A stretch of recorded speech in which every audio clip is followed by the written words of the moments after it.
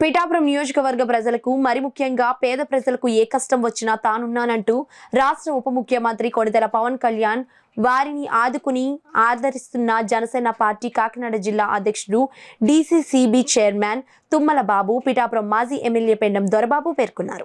ఎమ్మెల్యేగా తనకొచ్చే జీతాన్ని పిఠాపురం నియోజకవర్గంలో తల్లిదండ్రులు లేని పిల్లలు, అనాథ పిల్లలకు ఒక్కొక్కరికి 5,000 రూపాయలు ఆర్థిక సహాయంగా ఇచ్చే కార్యక్రమాన్ని పార్టీ క్రియాశీలక కార్యకర్తలతో కలిసి తుమ్మల బాబు, పెండెం దొరబాబు నిర్వహించారు.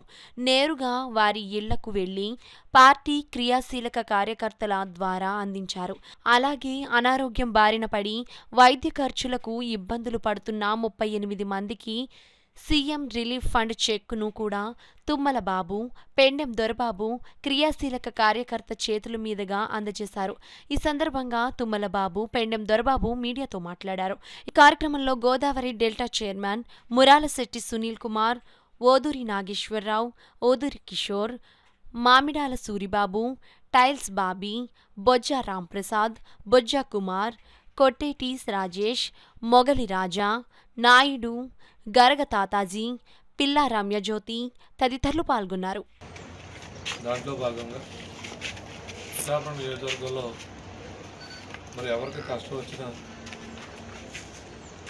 ఆదుకునే దిశలోనే ఆయన పనిచేస్తూ ఉన్నారు పవన్ కళ్యాణ్.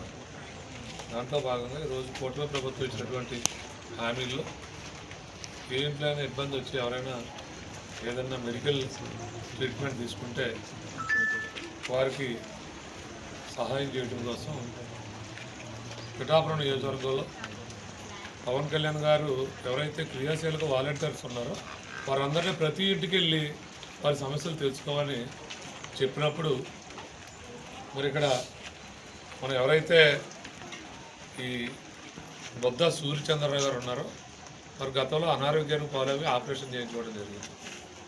తర్వాత ఆయన కాలం చేయడం జరిగింది దురదృష్టవశాత్తు. కాకపోతే ఈరోజు పవన్ కళ్యాణ్ గారి యొక్క ఆదేశాల మేరకు మేమందరూ ఇక్కడ రావటం, వారిని చెక్ ఇవ్వడంతో పాటు వారిని కూడా వాదార్చాలనేటువంటి విషయం మీద మేము అందరూ ఇక్కడ రావడం జరిగింది.